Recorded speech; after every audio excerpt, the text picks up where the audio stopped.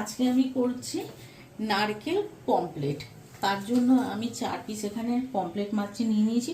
Pomfret মাছটাকে আমি নুন, হলুদ আর অল্প শুকনো লঙ্কার গুঁড়ো দিয়ে ভেজে রেখে দিয়েছি।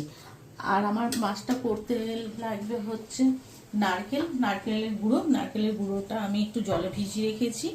এখানে হচ্ছে জিরে গুঁড়ো 1 চামচ, ধনে গুঁড়ো 1 চামচ, আর হচ্ছে নুন 1 চামচ আর হলুদ 1 চামচ। ফোড়নের জন্য নিয়েছি কালো জিরা 1 চামচ, আর এটার মধ্যে আছে সর্ষে পোস্ত 1 চামচ করে দেওয়া। আর আমি রান্নাটা করব হচ্ছে সর্ষের তেল দিয়ে। আমি এখানে 3 চামচের মতো সর্ষের তেল দিলাম। ব্যাস, আর লাগবে না।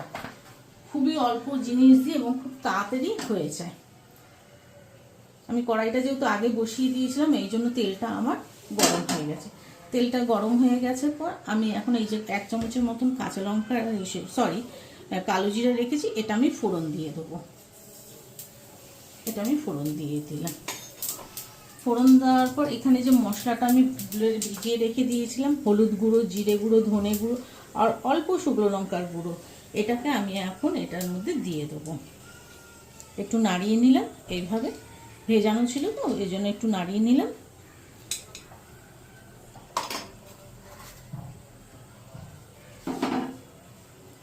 গ্যাসটা একদম কম করে দিয়েছি। আমি এবার মশলাটা দিয়ে দেবো।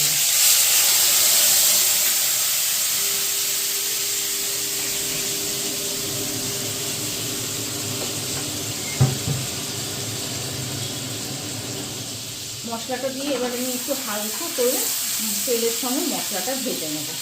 1 মিনিটের মতন আমি তেলের সঙ্গে এই মশলাটা ভেজে নিচ্ছি। দেখুন মশলাটা আমার তেলের সঙ্গে মাখানো হয়ে গেছে।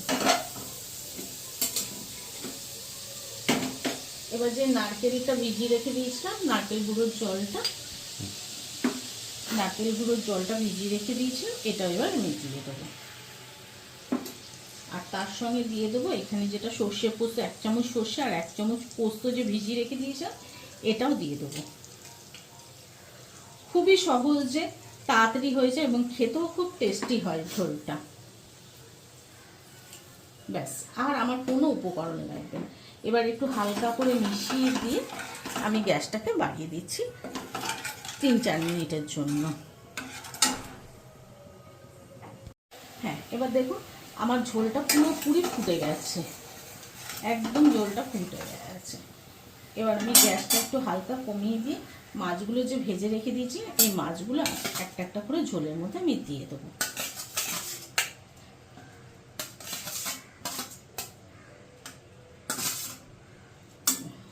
আমি মাছগুলো ঝোলের মধ্যে দিয়ে দিলাম। এবার ঝোলের মধ্যে দিয়ে মাছগুলো অল্প করে একটু ভিজিয়ে নেব ঝোলটার সাথে, যাতে মাছগুলোর মধ্যে সব ঝোলটা ঢোকে।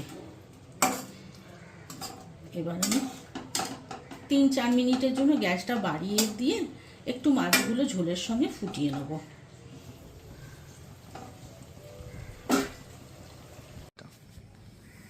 দেখুন আমার নারকেল পমফ্রেট তৈরি হয়ে গেছে। এটার মধ্যে যদি আপনাদের কাছে ধনেপাতা থাকে, আপনারা হালকা করে এটার মধ্যে ধনেপাতাও দিতে পারবেন।